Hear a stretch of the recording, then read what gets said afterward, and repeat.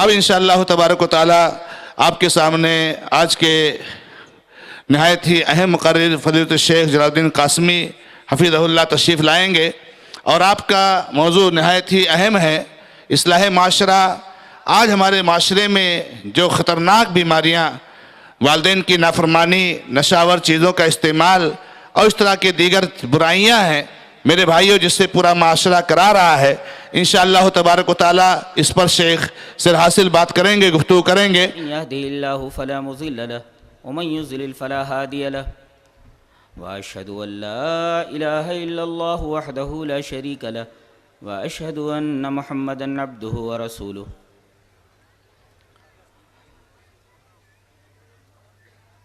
يا أيها الذين آمنوا اتقوا الله حق تقاته ولا تموتن إلا وأنتم مسلمون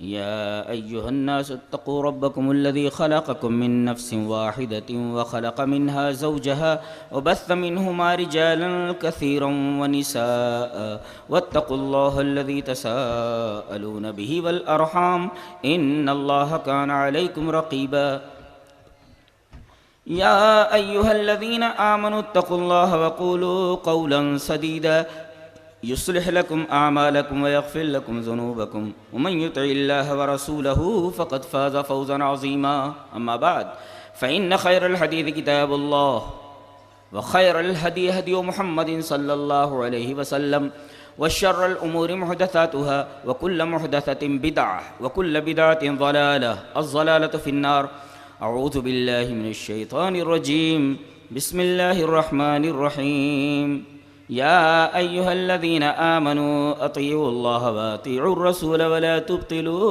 أعمالكم۔ حضرات علماء کرام، محترم بزرگوں، نوجوان بھائیوں، پیارے بچوں، پردہ نشین خواتین،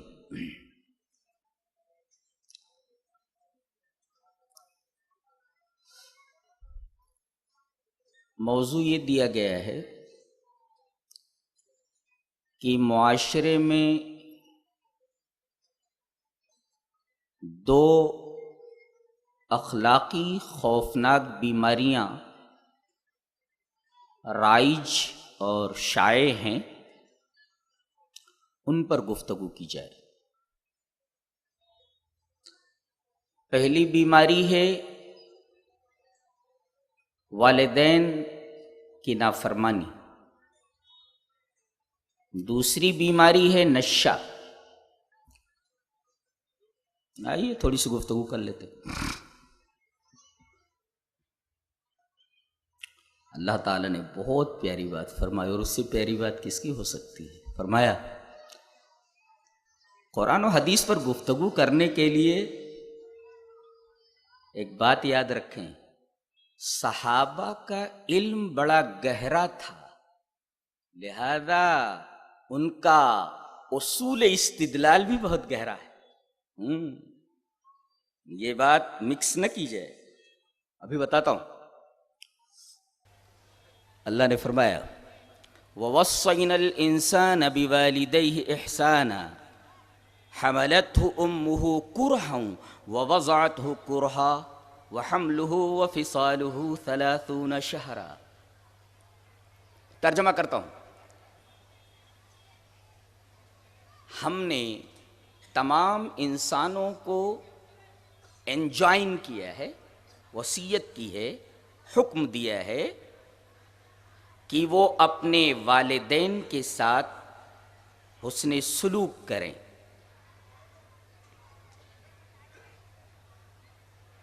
یہ حکم الہی ہے، یہ استدلال دیکھو، کیا جانے استدلال کی چیز کا نام ہوتا ہے۔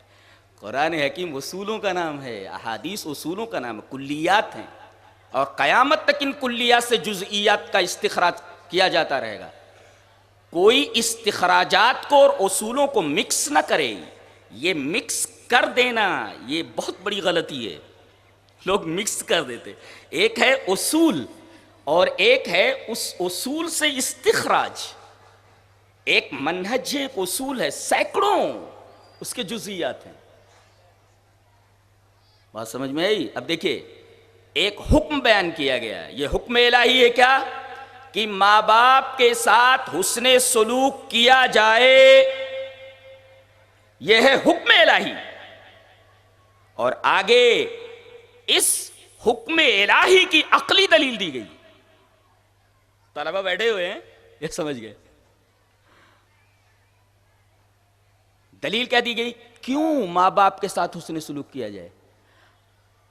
غور سے دیکھیں، اللہ کا حکم یہ کہ ماں باپ کے ساتھ حسن سلوک کیا جائے، حکم الہی. ماں باپ کے ساتھ حسن سلوک کیوں کیا جائے، اس کی عقلی دلیل آگے دی گئی ہے. کیا؟ حملتہ امہ کرہا ووضعتہ کرہا وحملہ وفصالہ 30 شہرا. یہ حکم الہی کہ ماں باپ کے ساتھ حسن سلوک کیا جائے، اس کی عقلی دلیل فراہم کی گئی ہے. اللہ نے اس کی عقلی دلیل دی ہے. کیسے؟ ایک ہے بیئرنگ آف ہم، ایک ہے برنگنگ فورتھ آف ہم، اور ایک ہے ویننگ آف ہم. تینوں.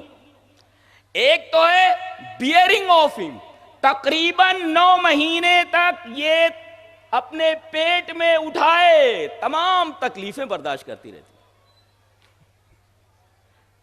نکتہ یاد رکھو.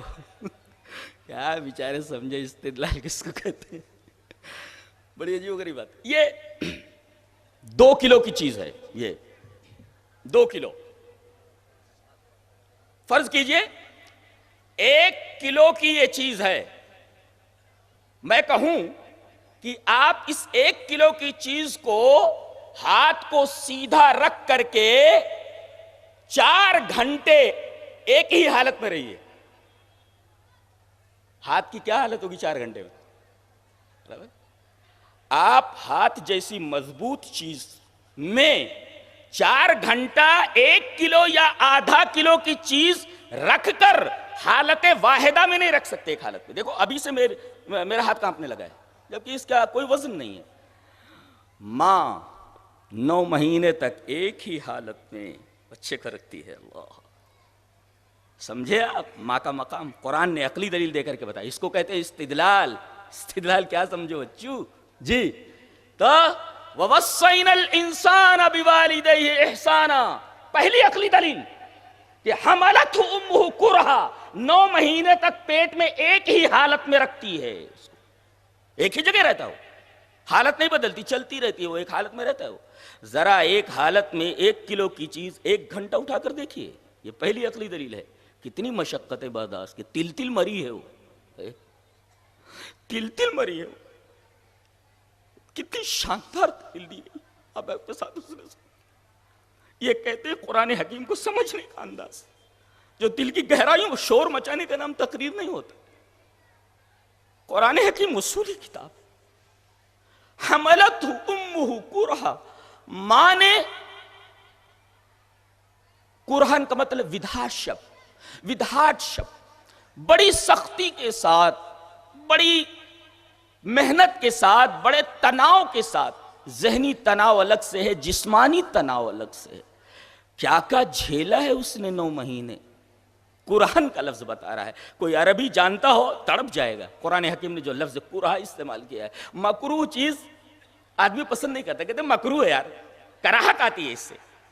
دیکھو میں لفظوں کی ویاکھیا کر رہا ہوں. سبحان اللہ، کیا کلام ہے، کیا گفتگو، کس طرح بات کرتا ہے. قرآن ودھار شب، بڑی سختی کے ساتھ. کہتے یار یہ مکروہ ہے. میں پوچھوں what is the meaning of مکروہ؟ میرا دل نہیں کہتا. چلو ایک حدیث بھی بتا دیتے ہیں آپ کو، لمبی ہے، ایسے ہی مفہوم بتا دیتے، آپ سنے ہوں گے. نبی کے دسترخوان گوہ لائے گیا، زبو گوہ. آپ نے گوہ کو ایک طرف ہٹا دیا. ایک صحابی ہیں خالص ابن ولید رضی اللہ تعالیٰ، کہا کہ اے اللہ کے رسول، کیا یہ گوہ حرام ہے؟ آپ نے فرمایا نہیں، لیکن میں اس کو پسند نہیں کرتا. دیکھو، حرام نہیں ہے لیکن میں پسند نہیں کرتا. انہوں نے اٹھایا اور آپ کے سامنے ہی گوہ کو کھا لیا. 2 مسئلے معلوم ہوئے. ایک چیز یہ ہے کہ مکروہ چیز حلال ہوتی ہے، حلال نہ ہوتی تو آپ کہتے کیوں کہہ رہا ہے؟ تو مکروہ چیز حلال ہوتی ہے. یہ جو قسمیں بتانے تھے حلال حرام مکروہ، تو مکروہ جو ہوتی ہے نا وہ حلال ہوتی ہے، استعمال کر سکتا ہے آدمی اس کو. لیکن نبی نے کہا مجھے پسند نہیں ہے. اب دیکھیں وہی لفظ استعمال کیا گیا ہے کرہن. کوئی پریشان کرنے والی چیز کو آدمی اپنے سے دور رکھتا ہے، لیکن ماں اس پریشان کرنے والی چیز کو 9 مہینے تک اپنے ساتھ رکھتی ہے. حاشب، یہ مطلب وہ قرآن کا. فہم تم؟ انڈرسٹینڈ؟ یہ ہے کرہن کا مفہوم. تو یہ ہوا بیئرنگ آف ہم. 9 مہینے تک 1-2 کلو 3 کلو کی چیز حالت واحدہ میں رکھتی ہے، جبکہ آپ ابھی میں نے دکھایا میرا ہاتھ کانپنے لگا تھا.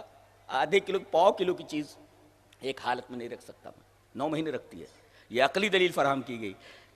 دیکھ تجھے اٹھانے میں کتنی تکلیفیں برداشت کی ہیں. تل تل مری ہے یہ. اللہ اکبر، سبحان اللہ. بہن اس سے اچھا کلام کس کا ہو سکتا ہے؟ کیسی بات کرتا ہے عرش والا. الفاظ دیکھو.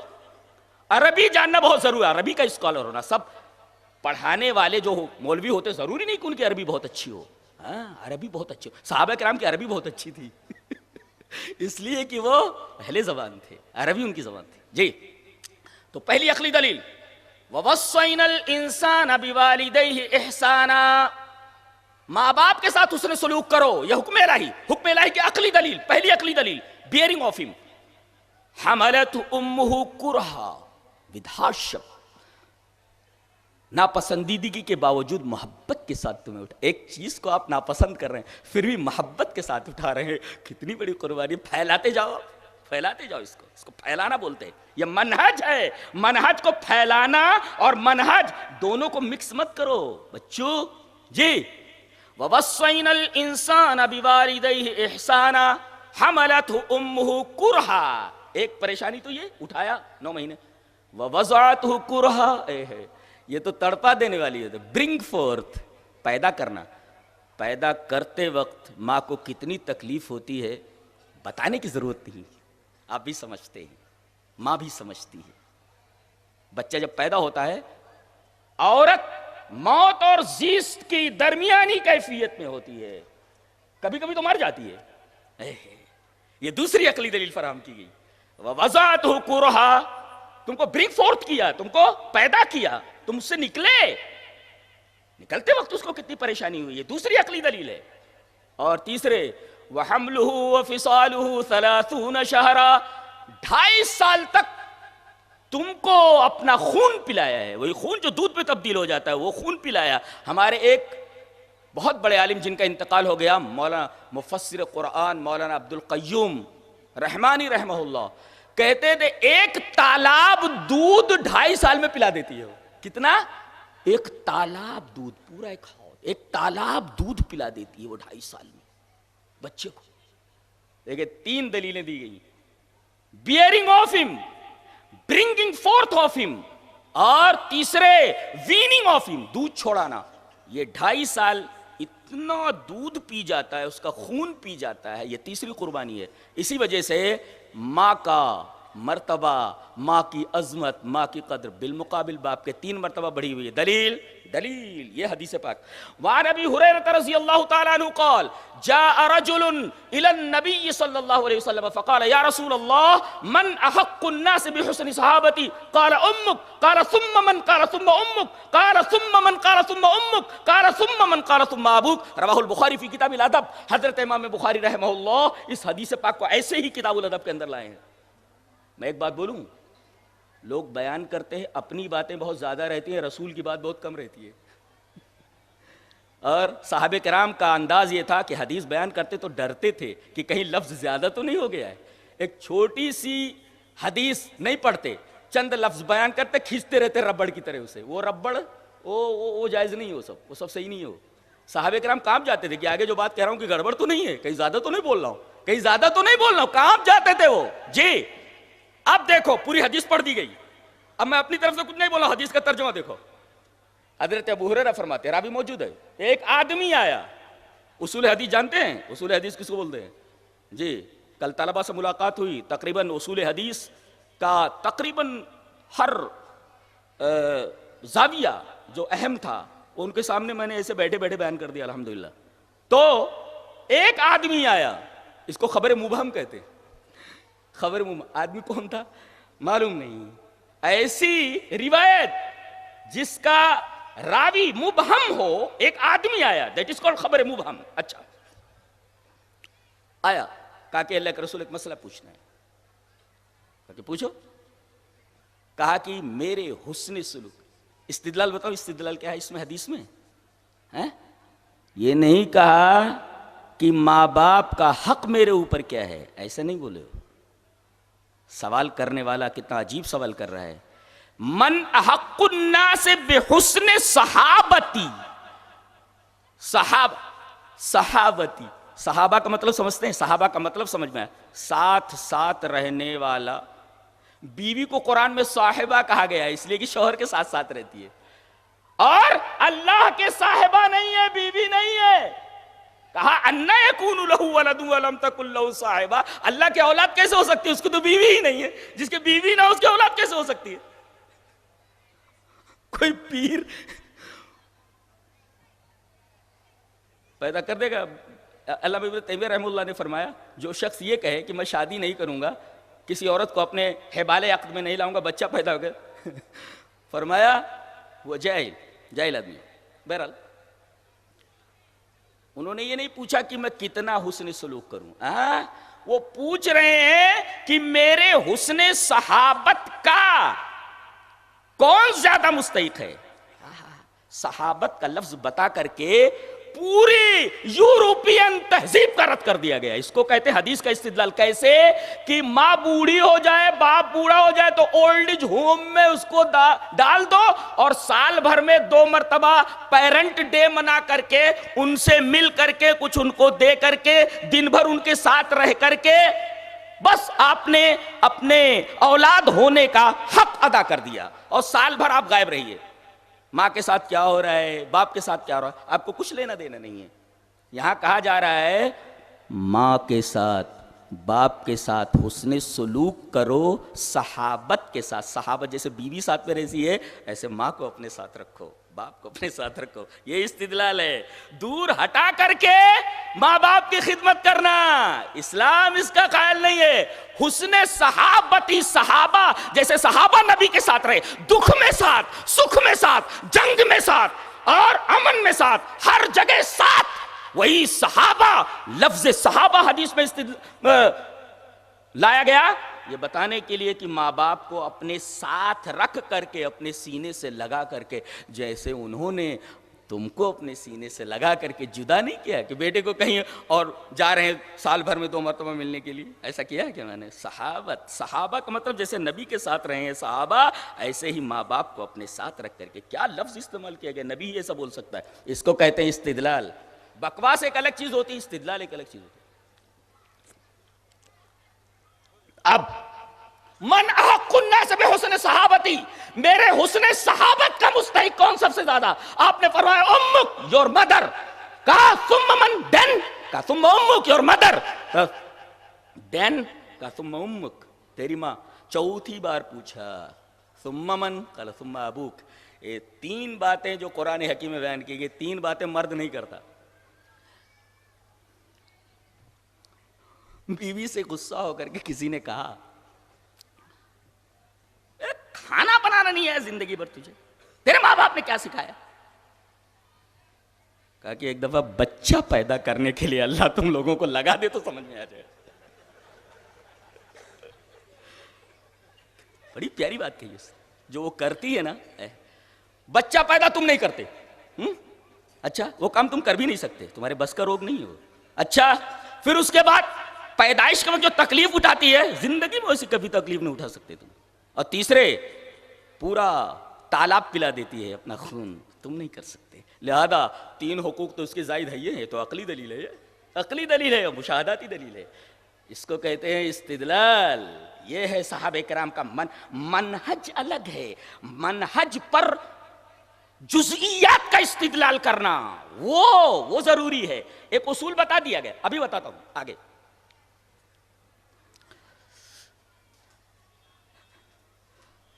وَقَضَى رَبُّكَ أَلَّا تَعْبُدُوا إِلَّا إِيَّاهُ وَبِالْوَالِدَيْنِ إِحْسَانًا إِمَّا يَبْلُغَنَّ عِندَكَ الْكِبَرَ أَحَدُهُمَا أَوْ كِلَاهُمَا فَلَا تَقُل لَّهُمَا اُف. دو باتیں کہنا چاہوں گا، تین باتیں، بہت ساری باتیں یار، تین باتیں بول دیتا ہوں. اللہ نے اپنی توحید کے ساتھ ماں باپ کے حسن سلوک، ماں باپ کے ساتھ حسن سلوک کو ذکر فرمایا ہے. اس سے بڑی بات کیا ہو سکتی ہے؟ اللہ اگر اپنی توحید کے ساتھ کسی عمل کو ذکر کرے، اس کا مطلب عمل بہت بڑا ہے. تو اللہ نے اپنی توحید کے ساتھ ماں باپ کے حسن سلوک کو جوڑ دیا. اس کا مطلب ماں باپ کے ساتھ حسن سلوک بہت ضروری ہے اور بہت ہی اہم ہے. بہرحال یہ عام بات آپ سنتے رہتے. اب دوسرا بہت گہرا استدلال، اما یبلغن عند، صحابہ کرام کا منہج یہ ہے اور تمام مفسرین کا بشمول ابن تیمیہ، تفسیر لکھتے وقت کتنے لوگوں کو پڑھا ہے الحمدللہ. آپ کو یقین آئے گا، شیخ ابن عثیمین رحمہ اللہ ہیں، سورہ فاتر 4-5 صفحے پر ہے. کتنی لمبی تفسیر کی معلوم ہے شیخ عثیمین نے؟ 350 صفحات پر تقریباً. فجر کی نماز کے بعد 10:30 بجے تک 350 صفحات پڑھ گیا. میں سارے نکات لے لیے، میری تفسیر میں موجود ہے الحمدللہ. الحمدللہ ہمیں معلوم ہے اصول تفسیر کے اصول کیا ہیں، تفسیر کے ضوابط کیا ہیں، جانتے ہیں. اب اما یبلغن عندک الکبر احدہما او کلاہما، بڑھاپے میں تمہیں ایک مل جائے یا دونوں مل جائیں. غور ہے، دیکھو پہلے کہہ دیا تھا قاعدہ یہ ہونا چاہیے دونوں مل جائیں پھر ایک مل جائے، ایسا بولنا تھا. سمجھ رہے میں کیا کہنا چاہتا ہوں؟ Understand what do I want to say? سمجھتے ہیں کیا؟ پہلے یہ کہنا چاہیے پہلے دو ہوتے نا پھر ایک ہوتا ہے نا. جیسے دو پہلے تھے، ان میں سے ایک چلا گیا تو اب ایک باقی ہے. تو ترتیب کیا ہونی چاہیے؟ فطری اور عقلی. پہلے کلاہما بولنا تھا، اس کے بعد احدہما بولنا تھا. نہیں، پہلے احدہما ایک مل جائے. بتایا گا کلیجہ کانپ اٹھتا ہے اس ترتیب کو دیکھ کر کے. کیا کہ دو رہیں تو اگر کوئی تکلیف ہو جائے تو غم بانٹ لیتے ہیں دونوں. بیوی اپنے شوہر سے وہ تکلیف بیان کر کے اپنا غم بانٹ لیتی ہے. باپ کو کوئی تکلیف ہو تو بیوی موجود ہے، وہ اپنا غم بانٹ لیتا ہے بیوی سے کہہ کر کے. لیکن ان دونوں میں سے کوئی ایک چلا جائے پھر ماں یا باپ جو اکیلا ہے اپنا غم ہلکا کرنے کے لیے کس کے پاس جائے؟ لہذا اللہ تبارک و تعالیٰ نے کلاہما کو بعد ذکر فرمایا، احدہما کو پہلے ذکر فرمایا. یہ ہے قرآن کا استدلال. سمجھتا ہے قرآن؟ قرآن کو وہی سمجھتا ہے جو قرآن کی گہرائی کو سمجھتا ہو، جس نے اصول و ضوابط پڑھے ہو قرآن حکیم کے، جو عربی زبان کا ماہر ہو. اس کو کہتے ہیں قرآن حکیم کو سمجھنا. احدہما پہلے لایا گیا، تڑپا دیا گیا احدہما لا کر کے کہ کلاہما تو ہے یہ ہے، لیکن احدہما اگر ہے تو اگر دو ہوں تو حسن سلوک کیا جائے، لیکن ایک چلا جائے تو جو بچے اس کے ساتھ حسن سلوک کی انتہا کر دی جائے، اس لیے کہ اس کے پاس اب غم بانٹنے کے لیے کوئی نہیں رہ گیا. دیکھیں احدہما کو پہلے لا کر کے کلاہما کو بعد میں ذکر کر کے نقطہ پیدا کر دیا گیا ہے. قرآن سمجھ میں آتا ہے؟ اور اس کے بعد اب ایک عجیب و غریب اور حیرت انگیز استدلال. کیا؟ فلا تقل لہما اف، ماں باپ کو اف مت کہو. ایک استدلال کرنا چاہتا ہوں. یہاں باپ بیٹھا ہوا ہے، ایک سانپ آ گیا بالکل اچانک اور پھن اٹھا لیا، اس نے پھن اٹھا لیا. یا باپ نے ہلنے کی کوشش کی تو سانپ نے کیا کیا؟ اس کے زانوں کے اوپر چڑھ گیا. زانوں کے اوپر چڑھ گیا، برابر ہے؟ زانوں کے اوپر چڑھ گیا، یہاں آ گیا سانپ. اب بیٹا دیکھ رہا ہے کہ باپ کے زانوں کے اوپر سانپ بیٹھ گیا ہے اور جوتے کے علاوہ کچھ نظر نہیں آ رہا ہے. باپ کو جوتے سے مارتا ہے. جائز ہے کہ نہیں؟ جائز ہے. فلا تقل لہما اف سے خارج ہے یہ. اس کو کہتے ہیں استدلال. جی کہتے ہیں باپ کو جوتے سے مار دیا میں نے. جائز ہے، مار سکتے آپ، اس لیے کہ سانپ ہے وہاں. کچھ نظر نہیں آ رہا ہے تو جوتے سے مار دو نا، جوتے سے مار دو. یا پیٹھ پر سانپ چڑھ گیا ہے تو پیٹھ پر جوتے سے مارو، اس لیے کہ سانپ اسی وقت گرے گا جب پیٹھ پر چوٹ لگے گی، تب سانپ کے اوپر چوٹ لگے گی تب. وہ کہتے ہیں جوتے سے نہیں مارنا چاہیے. یہ فلا تقل لہما اف سے خارج نہیں، اس میں داخل ہے یہ استدلال. چلو آگے بڑھتے ہیں. تو 3 درجات اس طرح بڑھ گئے ماں کے بالمقابل باپ کے، اس لیے کہ وہ 3 تکلیفیں ایسی اٹھاتی جو باپ نہیں اٹھاتا. ماں باپ کی اہمیت اور جاننا چاہے تو حدیث دیکھو، حدیث اس طرح. وعن ابی امامہ رضی اللہ تعالی عنہ ان رجلا قال یا رسول اللہ ما حق الوالدین علی ولدہما قال ہما جنتک ونارک. رواہ ابن ماجہ فی کتاب الادب. حضرت امام ابن ماجہ رحمہ اللہ اس حدیث کو ایسے ہی ابن ماجہ شریف کتاب الادب کے اندر لائے. راوی جیسا کہ معلوم حضرت ابو امامہ باہلی ہیں. حضرت ابو امامہ فرماتے ہیں کہ ایک آدمی نے، وہ دیکھو حدیث مبہم ہے، آتا ہے کہتا ہے یا رسول اللہ ایک سوال پوچھنا ہے. کہا پوچھو. کہا کہ ما حق الوالدین علی ولدہما، ایک بیٹے کا اپنے ماں باپ کے اوپر، اس کے اوپر ماں باپ کے کیا حقوق ہیں. جانتے ہیں نبی نے ایک چھوٹا سا جملہ ارشاد فرمایا. سوال بہت بڑا ہے اور جواب بہت مختصر ایک نبی دے سکتا ہے. وہ پوچھ رہا ہے کہ بیٹے کے اوپر ماں باپ کا کیا حق ہے. آپ نے ایک جملہ ارشاد فرمایا ہما جنتک ونارک، وہ تیری جنت ہے، وہ دونوں تیری جہنم ہے. اس سے بڑی اور کیا دلیل ہو سکتی ہے؟ کیا مطلب؟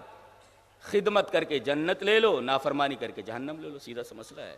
کتنی بڑی بات ہے کہ اگر کوئی جنت بن جائے، کوئی جہنم بن جائے تو اس کا مقام اور مرتبہ بتانے کے لیے کچھ باقی رہ جاتا ہے، اس کے لیے کچھ الفاظ رہ جاتے ہیں. اچھا، ماں باپ کے حسن سلوک پر ایک اور دلیل، حدیث اس طرح. وعن ابی بکرۃ رضی اللہ تعالی عنہ قال سمعت رسول اللہ صلی اللہ علیہ وسلم یقول کل الذنوب یؤخر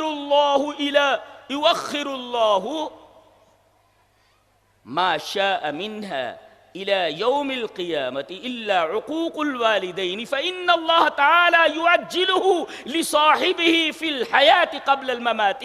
رواه الحاکم في المستدرک في کتاب البر والصلہ.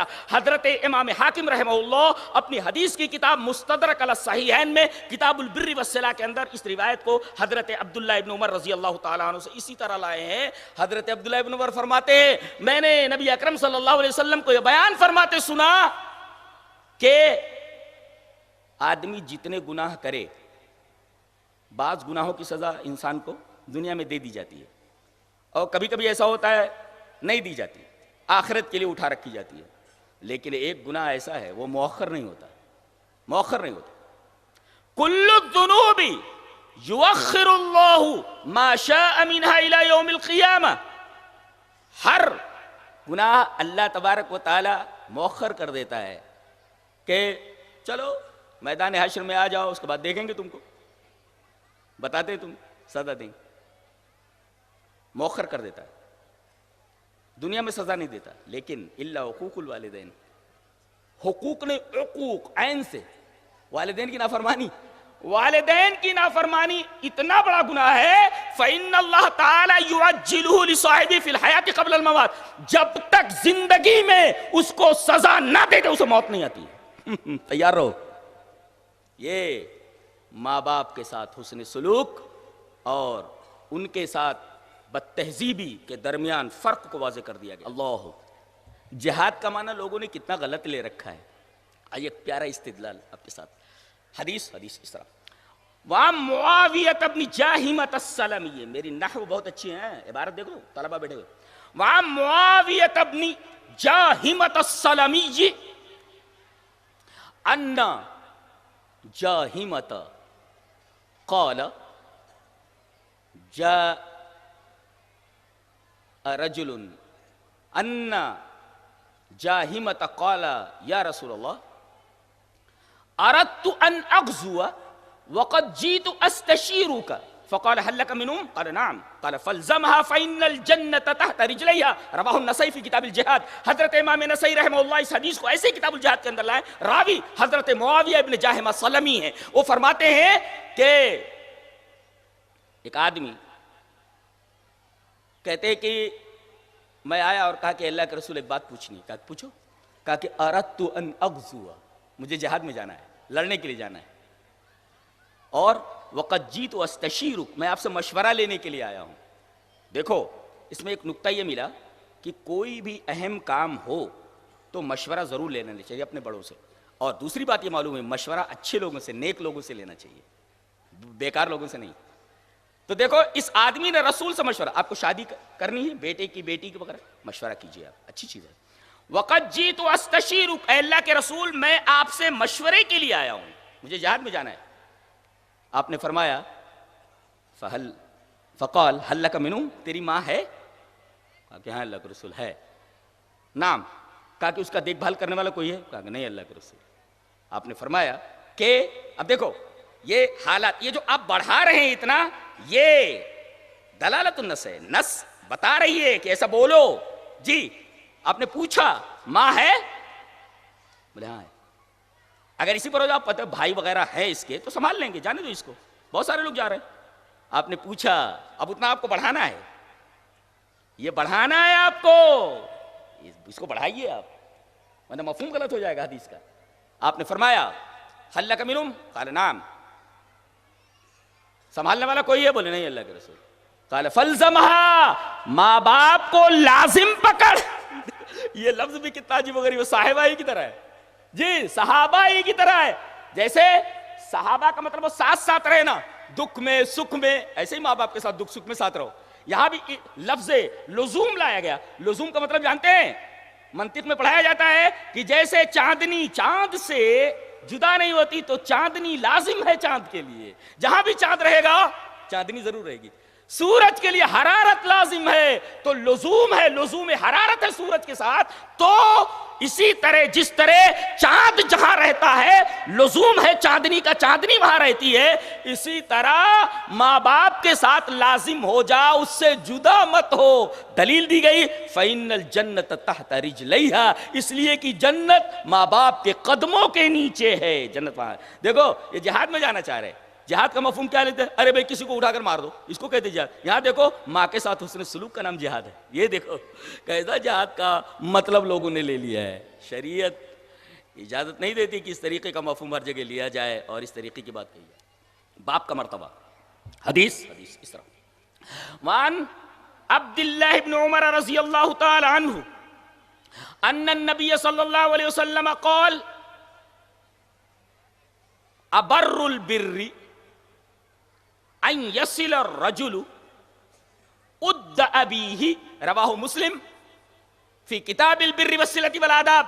حضرت امام مسلم اس حدیث کو کتاب البر کے اندر لا، راوی حضرت عبداللہ ابن عمر ہے. حضرت عبداللہ ابن عمر فرماتے ہیں کہ نبی اکرم صلی اللہ علیہ وسلم نے فرمایا سب سے بڑی نیکی وہ ہے کہ باپ کے دوست کے ساتھ، وہ جو پسند کرتا ہے آدمی اس کے ساتھ محبت رکھے تو یہ سب سے بڑی نیکی. بتاؤ اگر باپ جس چیز کو پسند کرتا ہے، جس آدمی سے محبت کرتا ہے، اس سے محبت سب سے بڑی نیکی ہے، تو باپ سے محبت، اس کی خدمت کرنا کتنی بڑی نیکی ہے. یہ استدلال ہے. ابر البر، ایک ہوتا ہے بر نیکی، ایک ہے ابر البر سب سے بڑی نیکی. تو یہ تو ماں باپ کے ساتھ حسن سلوک کی بات کہی گئی. طلبہ کے لیے آپ لوگوں کی سمجھ میں آ جائے تو ٹھیک ہے، طلبہ کے لیے ایک نکتہ. حضرت لقمان اپنے بیٹے کو بیٹھ کر ایک بات بول رہے ہیں. وَإِذْ قَالَ لُقْمَانُ لِابْنِهِ وَهُوَ يَعِظُهُ يَا بُنَيَّ لَا تُشْرِكْ بِاللَّهِ إِنَّ الشِّرْكَ لَظُلْمٌ عَظِيمٌ. اس کے بعد وَوَصَّيْنَا الْإِنسَانَ بِوَالِدَيْهِ. اللہ اکبر. حضرت لقمان اپنے بیٹے سے کہہ رہے ہیں میرے بچے ایک بات ذہن میں رکھ لے کہ اللہ کے ساتھ کبھی شرک مت کرنا ہے میرے بچے. ان الشرک لظلم عظیم، شرک سے بڑا کوئی گناہ نہیں ہے، ظلم عظیم ہے. اچھا اب دیکھو وَوَصَّيْنَا الْإِنسَانَ، بلاغت پڑھنے والے طلبہ جانتے ہیں کہ یہاں خطاب غیبت سے تکلم کی طرف پھر گیا ہے. یہ تھا وَإِذْ قَالَ، ظاہر ہے کہ غائب کا صیغہ ہے، تو کہا، انہوں نے کہا، یہ غیبت ہے. اور وَوَصَّيْنَا ضمیر جمع متکلم ہے، یہ ہے متکلم، تو خطاب غیبت سے تکلم کی طرف پھر گیا. نکتہ یہ ہے کہ اے میرے بندے لقمان، تو نے میرا سب سے بڑا حق اپنے بیٹے سے بیان کر دیا، اب میں بیان کرتا ہوں کہ تیرا حق تیرے بیٹے کے اوپر کیا ہے. یہ غیبت سے تکلم کی طرف خطاب کا مفاد ہے.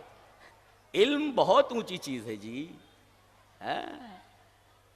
بہت اونچی چیز ہے. کہاں ہے لوگوں کے پاس علم؟ بولتے ہیں لوگ، ان کے پاس خود علم نہیں ہے. قرآن کا علم نہیں ہے، حدیث کا علم نہیں، کچھ بھی نہیں ہے ان کے پاس. شور مچانے کا نام علم تھوڑی ہوتا ہے. وَوَصَّيْنَا الْإِنسَانَ، دیکھیں خطاب تکلم، کلام جو ہے یہ غیبت سے تکلم کی طرف پھر گیا ہے. نکتہ یہ نکلا، مفاد یہ ہے کلام کا غیبت سے تکلم کی طرف پھرنا کہ اے میرے بندے لقمان، تو نے میرا سب سے بڑا حق بیان کیا اپنے بیٹے سے، تو میں تیرا سب سے بڑا حق تیرے بیٹے سے بیان کر دیتا ہوں کہ ہم نے وصیت کی کہ بیٹا اپنے ماں باپ کی خدمت کرے، اپنے ماں باپ کے ساتھ حسن سلوک کرے۔ یہ مفاد ہے کلام کا غیبت سے تکلم کی طرف پھرنا، نکتہ ہے یہ۔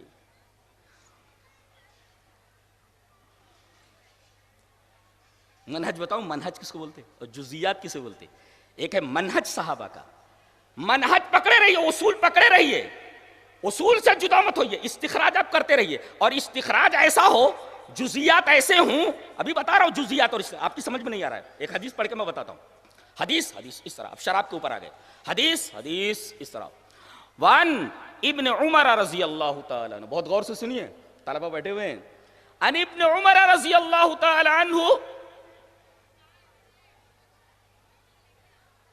قام عمر علی المنبر فقال اما بعد، ان ابن عمر رضی اللہ تعالیٰ عنہما قام عمر علی المنبر فقال اما بعد نزل تحریم الخمر وہی من خمسۃ العنب والتمر والعسل والحنطۃ والشعیر والخمر ما خامر العقل، رواہ البخاری فی کتاب الاشربہ۔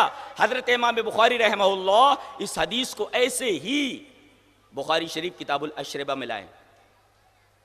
حضرت عبداللہ ابن عمر رضی اللہ تعالیٰ عنہ، جو حضرت عمر رضی اللہ تعالیٰ عنہ کے بیٹے ہیں، وہ کہتے ہیں کہ حضرت عمر یعنی میرے والد منبر پر آئے، کھڑے ہوئے اور کہا اما بعد، ہم تو صلاۃ کے بعد، نزل تحریم الخمر، شراب کی حرمت نازل ہوئی، تو 5 چیزیں اس وقت تھی جو شراب، جس سے شراب بنائی جاتی تھی۔ کیا؟ ایک گیہوں، جو، شہد، اور اسی طریقے سے تمر، کھجور۔ کہہ رہے ہیں کہ شراب جب اس کی حرمت نازل کی گئی تو 5 چیزوں سے شراب بنائی جاتی تھی، 5 چیزوں سے۔ اس کے بعد ایک اصول بتا رہے، والخمر ما خامر العقل، یہ اصول بتایا انہوں نے، یہ ضابطہ، یہ منہج ہے۔ یہ دیکھو، شراب کی حرمت نازل ہوئی اس وقت 5 چیزیں تھیں، العنب، کھجور، انگور سے لوگ اس کا شیرہ نکال کر کے شراب بناتے تھے، ایک تمر، کھجور سے بناتے تھے، انگور سے بناتے، عنب انگور سے، تمر کھجور سے، العسل شہد سے شراب بناتے تھے، حنطہ جو گیہوں سے بناتے تھے، شعیر جو سے بناتے اس وقت۔ اس کے بعد ایک اصول بنا رہے، والخمر ما خامر العقل، اور وہ تمام چیزیں جو عقل کو ڈھانک لیں وہ سب کے سب خمر ہیں۔ یہ اصول ہے۔ لہذا کوئی آ کر کے پوچھے کہ بھئی حشیش پینا کیسا ہے، تو آپ بولیں کہ اس کے اندر علت کیا ہے؟ بولے نشہ ہے، بولے حرام ہے۔ افیم پینا کیسا ہے؟ بولے اس سے کیا ہوتا ہے؟ بولے عقل ڈھانپ لیتے، جس طرح شراب ڈھانک لیتے۔ اچھا، تو یہ بھی خمری ہے، یہ بھی خمری ہے۔ چلیے ایک اور حدیث سے اس بات کو اور مدلل کر لیتے ہیں۔ حدیث اس طرح، یہ بخاری کی ہے، مسلم کی روایت آگے آ رہی ہے۔ وعن عبداللہ ابن عمر رضی اللہ تعالی عنہ قال ان نبی صلی اللہ علیہ وسلم قال کل مسکر خمر، دیکھو، کل مسکر خمر وکل مسکر حرام ومن شرب الخمر فی الدنیا فمات وهو يدمنها لم يتب لم يشربها فی الآخرہ، رواہ مسلم فی کتاب الاشربہ۔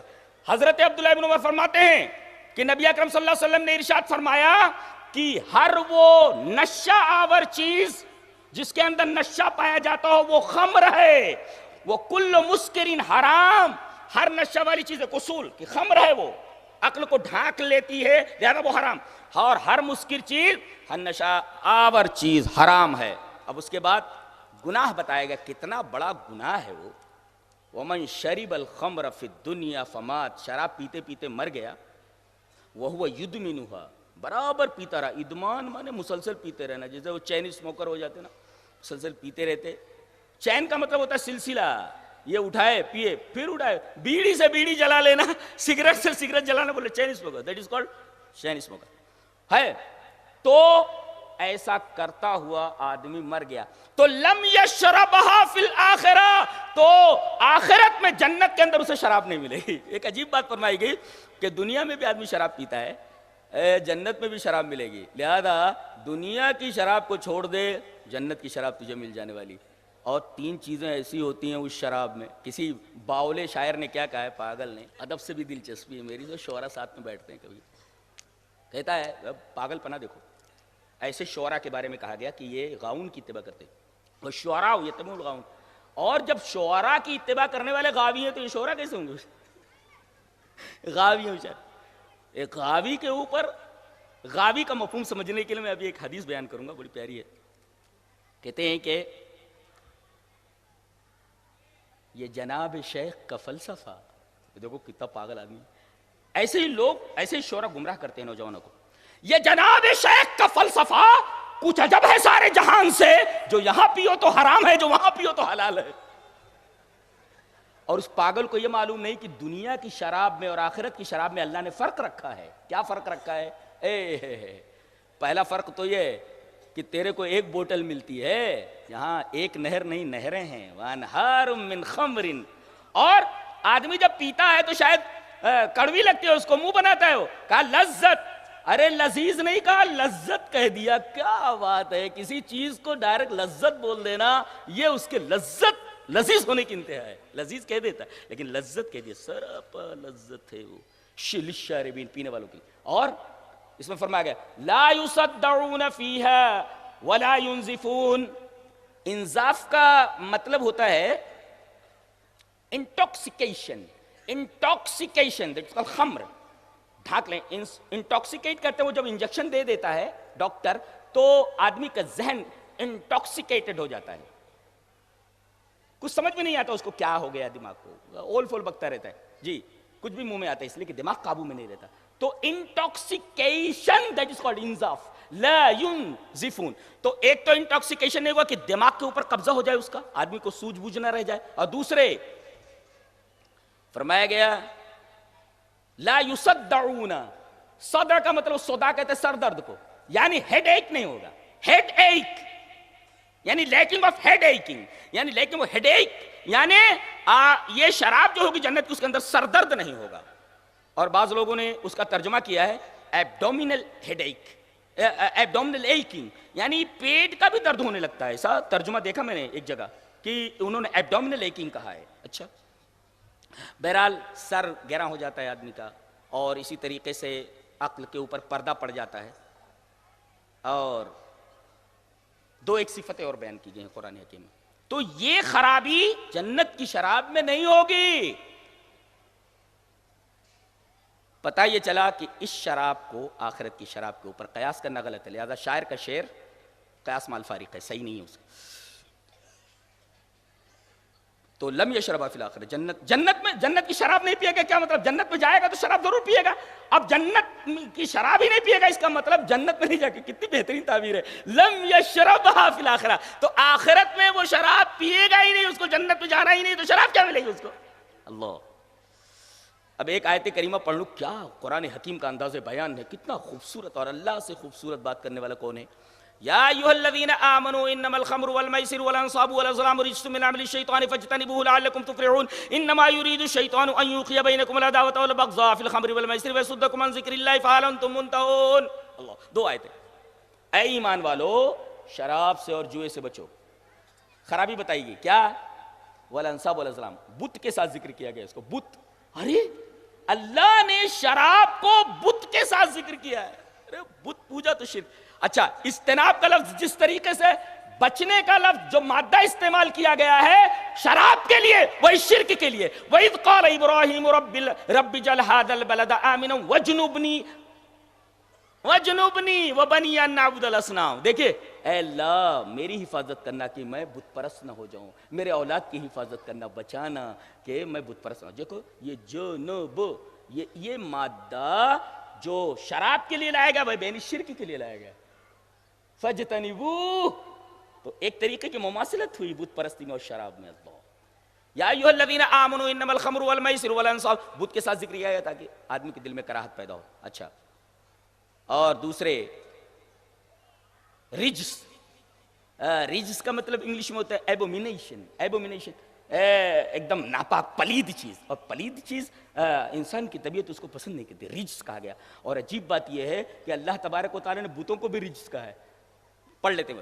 وَمَن يُعَظِّمْ حُرُمَاتِ اللَّهِ فَهُوَ خَيْرٌ لَهُ عِندَ رَبِّهِ وَأُحِلَّتْ لَكُمُ الْأَنْعَامُ إِلَّا مَا يُتْلَىٰ عَلَيْكُمْ فَاجْتَنِبُوا الرِّجْسَ مِنَ الْأَوْثَانِ وَاجْتَنِبُوا قَوْلَ الزُّورِ. دیکھو رجس کہا گیا شراب کو, رجس کہا گیا بت پرستی کو. اللہ, یعنی شراب اور بت پرستی کتنے کمبائننگ ان کی, دیکھو کتنی خراب چیز ہے. اچھا, رجس من عمل الشیطان, ہینڈی ورک آف شیطان, یہ شیطان کا عمل ہے بتایا گیا. یہ تیسری چیز ہے, یہ تیسری چیز بیان کی گئی. اچھا, رجس من عمل الشیطان. فجتنبو کہا گیا بچو اس سے بچو, حکم دیا گیا بچنا ہے تم کو, یہ اللہ تبارک تعالیٰ کا آرڈر ہے. اور لعلکم تفلحون, بچنے کے لیے اگر آدمی بچتا ہے تو کامیاب ہے. اس کے بعد ایک پیارا استدلال کرنا چاہ رہا ہوں میں. انما یرید الشیطان ان یوقع بینکم العداوہ, شیطان چاہتا ہے, ایک نکتہ میں نے پڑھا کہ شیطان چاہتا ہے. ایسا کیوں کہا گیا؟ ایسا اس لیے کہا گیا کہ شیطان کی تمنا یہ ہے, آرزو یہ ہے, بہت بڑی خواہش یہ ہے, ارادہ یہ ہے کہ لوگ شراب پینے لگے. اس لیے کہ جب شراب پینے لگیں گے تو ذہن کے اوپر قبضہ کرنا میرے لیے بڑا آسان ہو جائے گا. ذہن قابو میں نہیں, کدھر بھی لے کر کے چلا جاؤ, کدھر بھی لے کر چلے جاؤ. تو انما یرید الشیطان, شیطان چاہتا ہے. اب شیطان کی وانٹ ہے, یہ وانٹ چاہتا ہے وہ, یعنی شیطان کی سب سے بڑی چاہت یہ ہے کہ انسان شراب پینے لگے.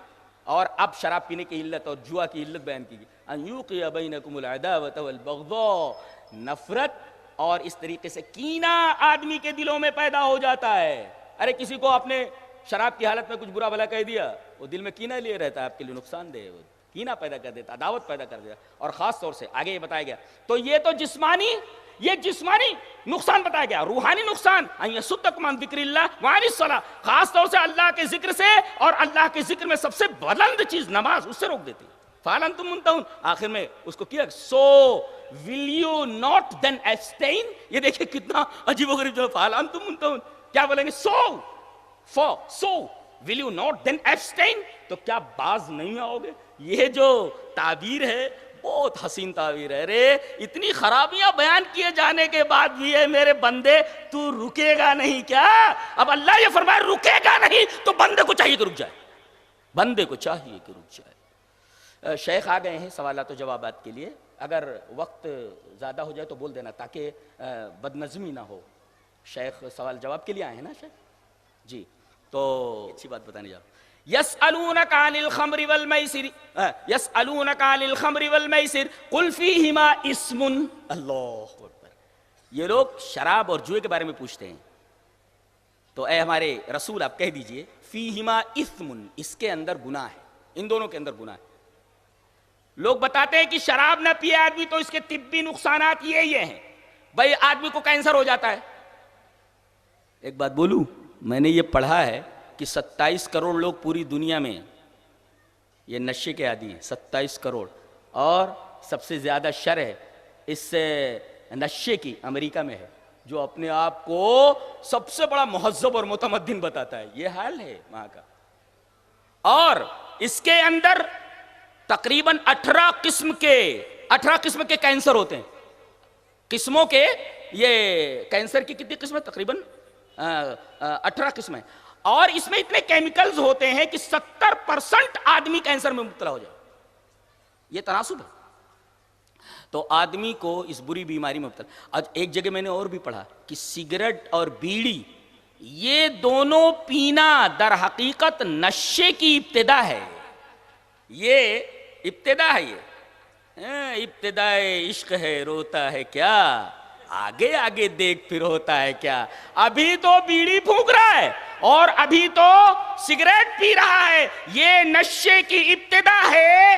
اب یہ نشہ دھیرے دھیرے بڑھ کر شراب، افیون، حشیش اور گانجے اور دنیا بھر کی جو منشیات ہیں وہاں تک لے کر کے چلا جاتا ہے. لہذا سگریٹ اور بیڑی سے بھی بچنا چاہیے جی، تاکہ یہ نشے کی ابتدا ہے.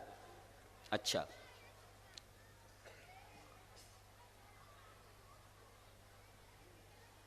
اس کا گناہ، اس کا سبب بیان کیا گیا کہ ایسا کیوں ہے اور اس کی حرمت کا سبب کیا ہے.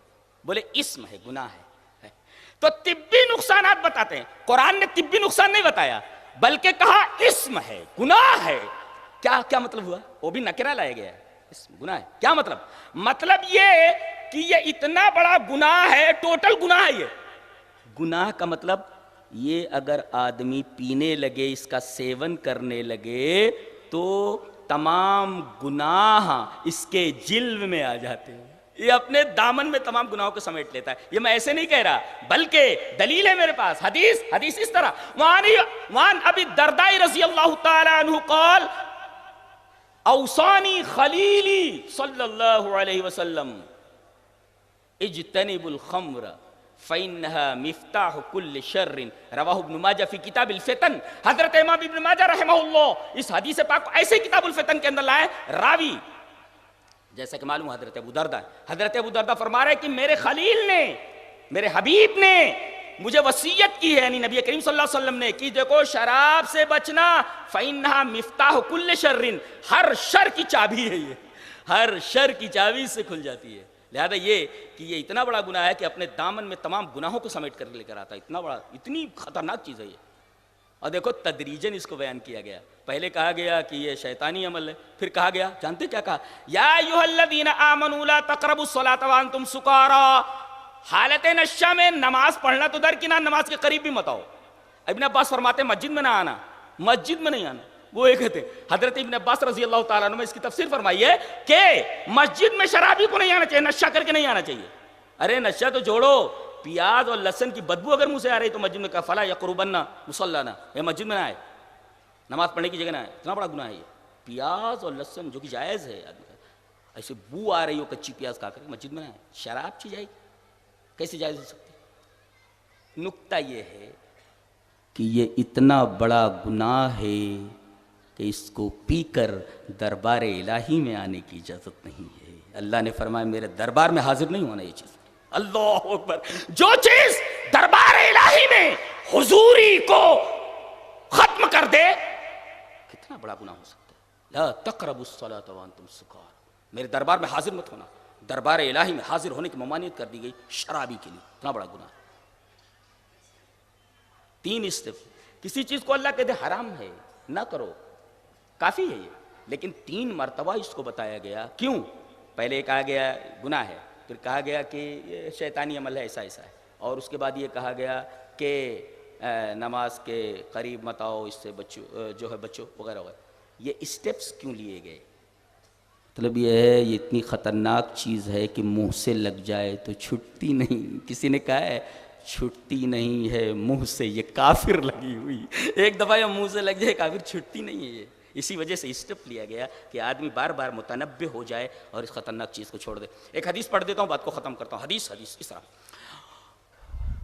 وان عبد اللہ بن عمر رضی اللہ تعالی عنہ قال قال رسول اللہ صلی اللہ علیہ وسلم ثلاثۃ لا يدخلون الجنة وثلاثۃ لا ينظر الله اليهم يوم القيامة فاما الثلاثة الذين لا يدخلون الجنة العاق لوالديه والديوث والمرأة المترجلة تشبه بالرجال واما الثلاثة الذين لا ينظر الله اليهم العاق لوالديه والمدمن الخمر والمنان بما اعطى رواہ الطبرانی فی المعجم الاوسط. امام طبرانی اس حدیث کو معجم الاوسط کے اندر لائے. راوی حضرت عبداللہ ابن عمر ہے. حضرت عبداللہ ابن عمر فرما رہے کہ نبی اکرم صلی اللہ علیہ وسلم نے ارشاد فرمایا کہ 3 آدمیوں کو اللہ دیکھے گا بھی نہیں قیامت کے دن، اور 3 آدمی جنت میں نہیں جائیں گے. تو 3 آدمی جو جنت میں جائیں گے کون؟ ماں باپ کا نافرمان، اور دوسرے ماں باپ کا نافرمان دیوس. دیوس کا مطلب یہ ہے کہ اہل میں کوئی خرابی دے کے اخلاقی اور آنکھیں بند کر لے، وہ بیٹی جو کر رہی کرنے دو، بیٹا جو کر رہا ہے کرنے دو، بیوی جو کر رہی کرنے دو، چاہے وہ خلاف شریعت ہو۔ آج کتنے لوگ دیوس ہیں کہ خلاف شریعت تمام چیزیں گھر میں ہو رہی ہیں، کوئی بولنے والا نہیں، اس کو دیوس بولتے۔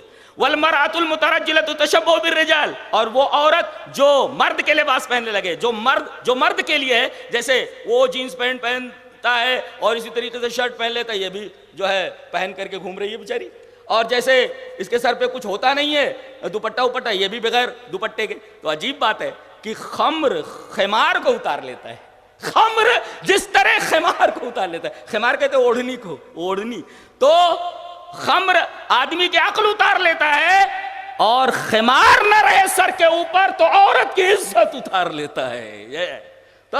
اور تین آدمیوں کی طرف اللہ تبارک و تعالیٰ دیکھے گا بھی نہیں، وہ تین آدمی کون ہیں؟ ایک تو العاق لوالدیہ، وہی ماں باپ کا نافرمان، اور دوسرے مدمن الخمری، شراب کا عادی، اور تیسرے والمنان بما آتا، کوئی چیز دے دی تو اب اس احسان جتاتا پھرے۔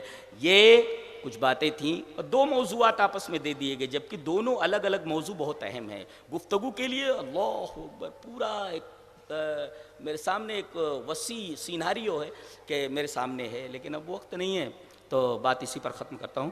اللہ تبارک و تعالی ہمیں ان دونوں بیماریوں سے بچائے اور ہمیں نیک عمل اور اچھی سمجھ کی توفیق عطا فرمائے۔ وآخر دعوانا ان الحمدللہ رب العالمین۔